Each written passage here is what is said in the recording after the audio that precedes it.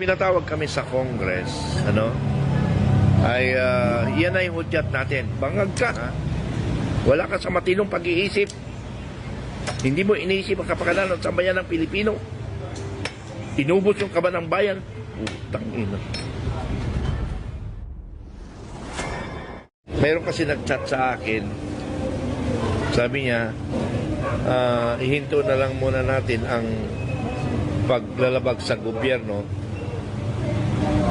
dahil may plan sila na ipatawag ako o kami ni Supremo sa Congress.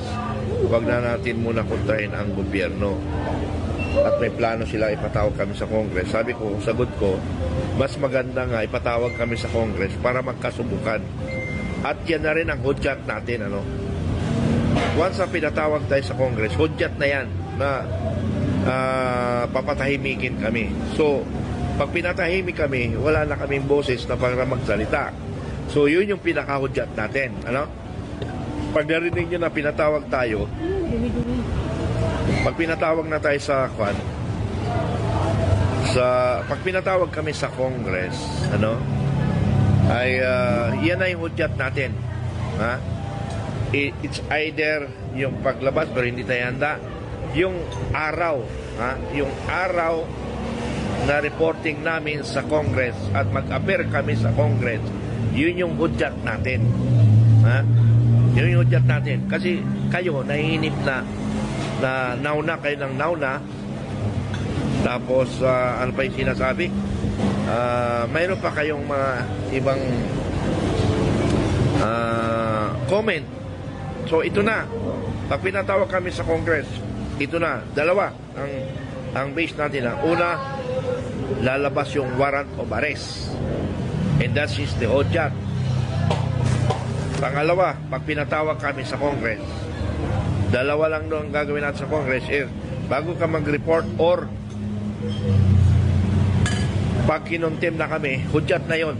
Yun ang pinaka-hudyat. Contempt na. Kaya nakahanda tayo. Once papunta kami sa Congress, yun na yung preparasyon natin. Mag-hudyat na tayo. Kasi nga, walang ginawa itong administration kung hindi manakot. Putang ina nyo. Wala kayong ginawa kung hindi manakot ng kapwa nyo, kababayan nyo. Ang ginagawa namin, itigil nyo yung pagnanakaw ninyo. Gago kayo. Tambalos-los. Marcos, Bersamin, inaamong ko kayo. Entek, ginagamit nyo, you weaponize yung batas na yan para laban sa amin. Kung ang Pilipino, ang ibang Pilipino ay natatakot nyo kami, hindi nyo kami matakot. Ang aming sinasabi lang ay katotohanan. Karapatan namin yan. Bakit nyo kami pinipigilan sa aming sinasabi? Mas maganda, manahimik kayo, itigil nyo pagnanakaw ninyo, itigil nyo panluloko sa Pilipino, itigil nyo pananakot sa Pilipino, itigil nyo yung karapatan na itinitakot nyo ang karapatan. Kayo, yun yung dapat manahimik kayo. Kayo ang manahimik. Kayo ang manahimik. Itigil nyo yung pananakot sa tao na nagsasalita ng katotohanan, ang kanilang karapatan, ang kailang freedom of expression. Itigil nyo yung pananakot. Pangalawa, itigil nyo yung pagnanakaw at ibalik nyo yung ninanakaw ninyo. Pangatlo, huwag na kayong manggago ng Pilipino. Lahat ng ginagawa nyo sa administrasyon, panggagago. Una, yung rally na yan. Ano bang kwintang rally na? Hindi ko makuha ang logic ninyo sa rally. Ano mang rally yan? Hindi ko makuha. Para na rin kayong yung aktivista, yung mga NP, aktivista, komunista, rally ng rally, wala rin nangyari. Rally ka ng rally, wala rin nangyari. Ang administrasyon na hindi yan tatabla ng salita, komentaryo, comment, lahat. Rally, wala yan. Bagkus sila pang promotor sa rally.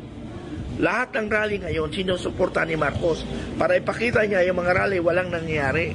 Nakuha nyo ba yun? Nakuha nyo ba yun?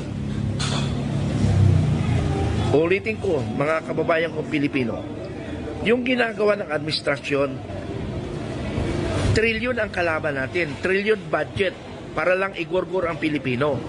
Tayo, 1,000 o budget lang. Gaano ang kalayo yung diferensya? 1,000 versus trillion.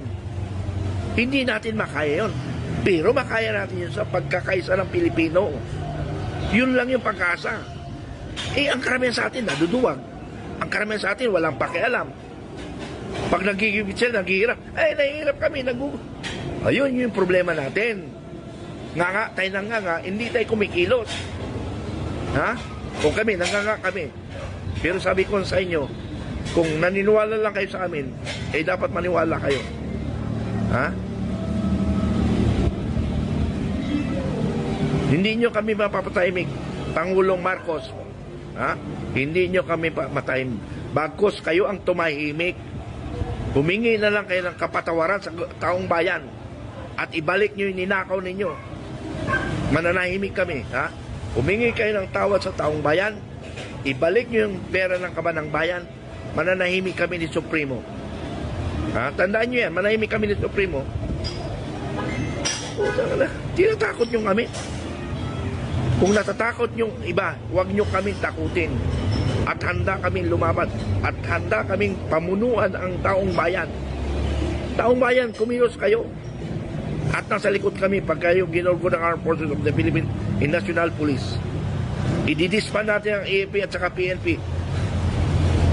Nabuo ang gobyerno, it because of the people. Ha? Nagkaroon ng kapangyarihan ang gobyerno, it because from the people. Nagkaroon tayo ng konstitusyon, it because of the Filipino people. Nagkaroon ng Armed Forces, it because of Filipino people. Nagkaroon ng PNP, ganun din. And now, tayo yung masunod, hindi sila. Nilagay natin, niluklok natin sila dyan, pamunuan tayo sa tama, hindi sa mali. Mali na. Alisin natin. Ganun lang yun. Di ba? I-disband natin. Magkaisa tayong buong Pilipino. Kung hindi yan sila manahimik. Manahimik sila dahil kinakaya lang tayo. Dahil mga duwag tayo. Sinong hindi duwag? I'm sorry for the word. Sabihin nyo, mayabang ako. Paano kung hindi ako mayabang? I'm sorry po. Ganun ba yun? Hindi po pwede yun. Kailangan maging mayabang ka at maging matapang ka. I-debate na ako sa mga pamunuan. Sorry ako kung nakakasakit ako ng salita. Pero mas nakakasakit kung nagugutom ang Pilipino. Yun ang nakakasakit. Ha? Nakakapatay ng Pilipino yun. Yung sa akin salita lang, nalabanan din ng gobyerno.